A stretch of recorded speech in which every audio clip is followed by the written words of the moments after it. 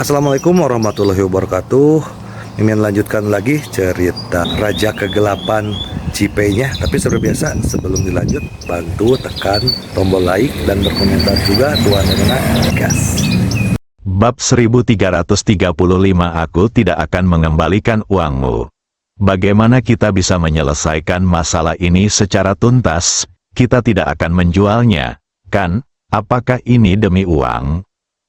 Tuan Wang berbicara tanpa menunggu Ji Fei menjelaskan, seolah-olah dia ingin memberi Ji Fei topi besar.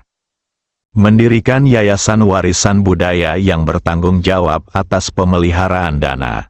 Ji Fei berkata dengan ringan, "Berapa banyak yang akan Anda investasikan untuk mendirikan yayasan? Saya ingin tahu apakah Anda akan seperti banyak yayasan lainnya, memanfaatkan peluang untuk menghasilkan uang. Saya menduga banyak mei-mei akan muncul saat itu." Guru Wang mencibir dan mengejek. Zhang Qingjun dan yang lainnya juga mencibir, menyatakan dukungan mereka terhadap kata-kata Guru Wang. Namun, orang-orang yang berpartisipasi dalam pelelangan di lokasi kini telah terbawa ke dalam irama Ji Fei. Mereka semua menatap Ji Fei dengan penuh harap, bertanya-tanya kejutan apa yang akan diberikannya. Ji Fei, investasikan 120 miliar.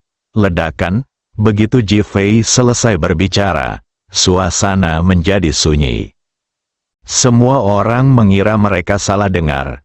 Begitu banyak uang. Betapa heroiknya, jika benar-benar ada cukup uang untuk mendirikan yayasan. Koleksi pribadi ini dapat terus beroperasi di masa mendatang. Hahaha, Tuan Wang tiba-tiba tertawa terbahak-bahak, yang membuat semua orang tercengang. Ia menatap semua orang dan berkata, "Lihatlah betapa munafiknya Ji Fei. Ia mengatakan akan mendirikan yayasan dan menginvestasikan 120 miliar yuan, yang kedengarannya seperti jumlah yang besar. Namun, apakah kalian lupa berapa harga kursi giok itu dilelang?" Perkataan Guru Wang membangunkan kerumunan yang terkejut. Mereka langsung berpikir bahwa Ji Fei lah yang ingin menggunakan uang 100 miliar itu. Mendengus, Tuan Wang bahkan lebih gembira ketika melihat perubahan ekspresi semua orang. Dia mencibir dan berkata, dia sebenarnya hanya menghabiskan 20 miliar. Tapi dia bertingkah seolah-olah dia sangat hebat. Beberapa orang di kerumunan mencemooh, jelas meremehkan jumlah sumbangan Ji Fei. Ji Fei tidak menjawab, tetapi menatap Qin Xingsan. Uang 100 miliar yuan dari hasil penjualan kursi giok tadi akan digunakan untuk membangun museum koleksi pribadi. Dahi, Tuan Wang baru saja menyesuaikan diri, dan emosinya yang meluap-luap bagaikan api yang langsung padam. Keluar lagi, Ji Fei tidak menggunakan 100 miliar. Ini dia tidak mau menyerah dan menatap Zhang Qingjun. Zhang Qingjun melirik wanita itu dan memberi isyarat untuk berbicara tentang mei-mei. Master Wang segera mengerti. HMPH, bahkan jika kamu benar-benar menginvestasikan begitu banyak uang, siapa yang tahu untuk apa uang itu akan digunakan? Apakah akan ada banyak mei-mei? Setelah berkata demikian, dia sengaja memandang wanita-wanita di sekeliling Ji Fei, menyiratkan bahwa mereka semua cantik. Kalimat ini sekali lagi menggugah selera semua orang. Ada terlalu banyak hal yang serupa. Bukankah banyak lembaga serupa menjadi sangat terkenal dan menjadi tren di internet karena peristiwa-peristiwa indah ini? Mereka menatap Ji Fei dengan pandangan tidak percaya. Lagi pula, ada begitu banyak wanita cantik di sekitarnya. Aku lupa memberitahumu satu hal, Ji Fei berkata seolah-olah dia tiba-tiba teringat sesuatu. Ada apa? Guru Wang bertanya dengan tidak sabar. Saya berencana mengundang Angel untuk bertugas sebagai duta citra Yayasan Warisan Budaya. WHO, banyak orang berseru dan bertanya, malaikat. Ji Fei menjawab, hahaha, kali ini, Bukan hanya Guru Wang saja yang tertawa terbahak-bahak, tetapi juga Zhang Qingjun dan yang lainnya. Lalu semua orang di tempat kejadian tertawa. Master Wang menunjuk Ji Fei dan berkata, kamu sangat lucu. Angel adalah ratu nasional. Sangat sulit baginya untuk tampil. Jika kamu mengundangnya untuk menjadi duta besar, kamu mungkin tidak dapat mengundangnya bahkan jika kamu mampu. Benar sekali, bisakah kamu mengundang Angel? Semua orang mulai bersuara. Zhang Qingjun bahkan melangkah maju. Apakah kamu tahu latar belakang keluarga Angel?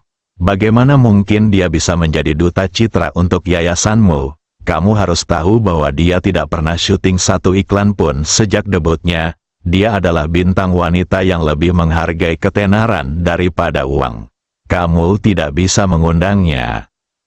Ejekan, penghinaan, membenci, saya pikir Ji Fei berbohong. Menyerahlah sepenuhnya, teriak Guru Wang penuh kemenangan. Menurutnya, Ji Fei tidak mempunyai peluang. Wajah Zhang Qingjun dan yang lainnya dipenuhi dengan kegembiraan dan ejekan. Namun, saya bersedia. Angel yang duduk di sudut tiba-tiba berbicara, lalu berdiri dan melepas kacamata hitamnya. Wajah yang sangat cantik muncul di mata semua orang. Malaikat, banyak orang mengenalinya dan berseru kaget.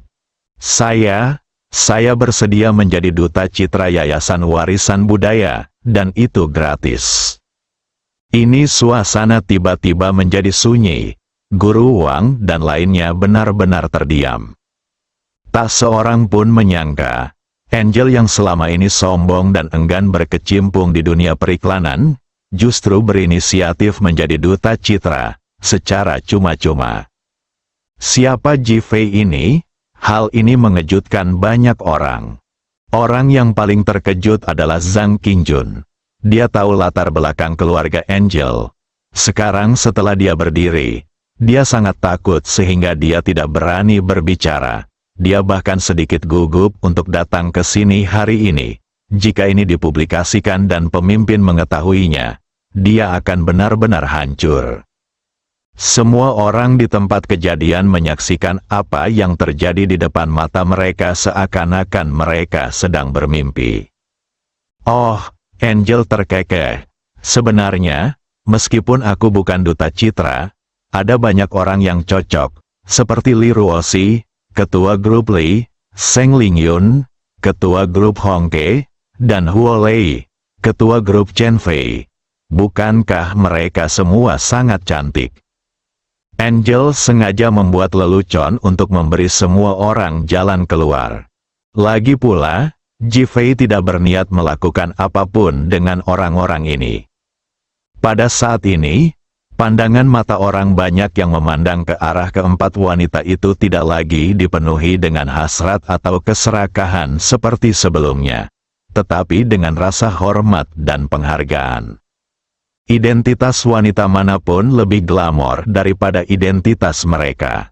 Kesenjangannya sangat besar. Selamat, Tuan. Selamat kepada Feitang Mansion.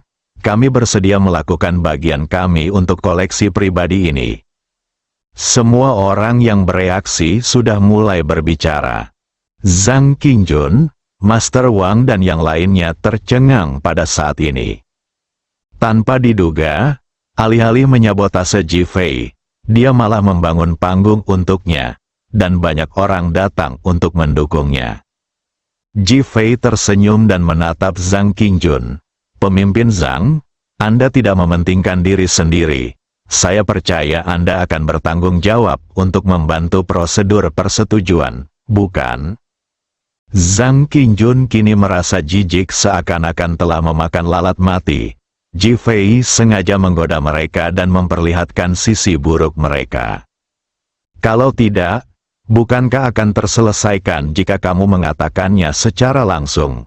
Sekarang setelah mereka kehilangan semua orangnya, kartu truf Ji Fei telah terungkap. Namun tidak ada cara lain selain menerimanya. Latar belakang keluarga Angel akan menghancurkannya. Dia mengangguk canggung dan berkata, "Tidak masalah, sama sekali tidak masalah. Saya pikir tidak akan menjadi masalah bagi pemimpin Zhang untuk mengajukan permohonan pendanaan." Qin Xingsan berkata sambil tersenyum. Sudut mulut Zhang Qingjun berkedut. Dia tahu dalam hatinya bahwa pihak lain tidak kekurangan uang yang dia ajukan dan hanya ingin mempermalukan mereka. Tetapi harus menerima penghinaan. Saya akan kembali dan menulis laporan bersama-sama dan mencoba mendapatkannya untuk Anda. Zhang Qingjun berkata sambil menahan amarahnya. "Terima kasih atas kerja kerasmu, pemimpin Zhang." Ji Fei memujinya sambil tersenyum. Wajah Zhang Qingjun memerah lalu memutih, sangat rumit dan jelek. Awalnya dia ingin memanfaatkan orang lain dan menggunakan kekuatannya untuk menekan orang lain. Tetapi pada akhirnya dia tidak mendapatkan apa-apa dan malah mempermalukan dirinya sendiri. Ini sungguh membuat frustrasi, aku begitu menyesalinya, sampai-sampai ingin menamparkan wajahku sendiri. Tidak mungkin. Ini tidak mungkin, Guru Wang tiba-tiba berteriak keras yang bergema di seluruh aula. Dia menarik rambutnya dengan kedua tangan, tampak seperti sedang gila. "Tuan Wang gila?" Dia marah sekali, semua orang berseru. Ji Fei tiba-tiba mencibir, "Dia pura-pura gila dan tidak mau mengembalikan uangmu." Bab 1336. Aku percaya keluarga Qinmu semua orang benar-benar mengira Tuan Wang gila. Bagaimanapun, mimpinya hancur. Dia ditampar Ji Fei berkali-kali, dan aibnya terungkap oleh orang lain, menyebabkan dia kehilangan gelar penilai nomor 1 di negara naga.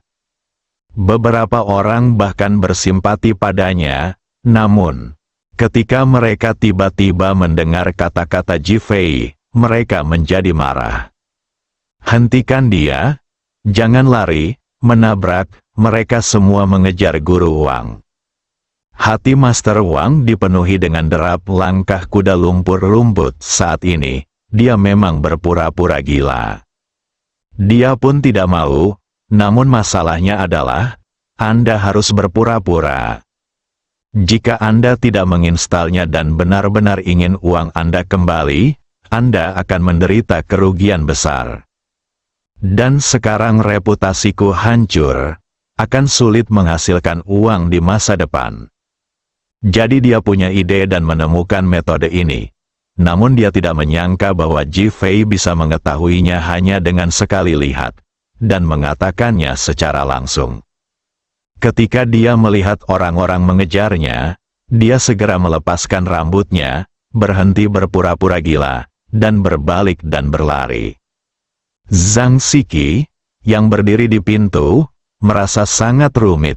Dia membenci Tuan Wang sampai ke dasar hatinya, terutama cara dia berbaring di atasnya, yang membuatnya merasa sangat mual hingga ingin muntah. Melihat Guru Wang berlari ke arahnya, dia tiba-tiba meluruskan kakinya tanpa peringatan apapun.